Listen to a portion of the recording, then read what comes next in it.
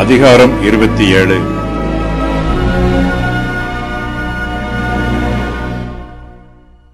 கர்த்தர் இதுவரையிலும் ஆராதனை சம்பந்தமான தம்முடைய பிரமாணங்களை சொன்னார். அவர் இந்த அதிகாரத்தில் விசேஷித்த பொருத்தனைகளை பற்றியும் காணிக்கைகளை பற்றியும் தம்முடைய பிரமாணங்களை சொல்லுகிறார்.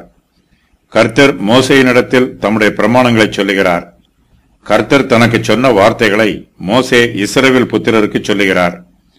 இஸ்ரவேல் ஜனத்தார் மோசேயின் வார்த்தைகளை கேட்டு கர்த்தர் மீது பக்தி வைராக்கியமாய் இருக்கிறார்கள். அவர்கள் தங்களையும் தங்களுடைய பிள்ளைகளையும் தங்கள் நிலங்களையும் பரிசுத்தம் பண்ணுகிறார்கள். கர்த்தருக்கு பரிசுத்தமாக நேர்ந்து கொள்ளப்பட்ட பொருத்தனைகளை பற்றி இந்த அதிகாரத்தில் சொல்லப்பட்டிருக்கிறது. மனுஷர்கள், மிருக ஜீவன்கள், வீடுகளும் நிலங்களும், தலையீற்றானவைகள், கர்த்தருக்கென்று சாபத்தீடாக நேர்ந்து கொள்ளப்பட்ட மிருக ஜீவன்களும், காணியாட்சி நிலங்களும், தசம பாகங்கள்,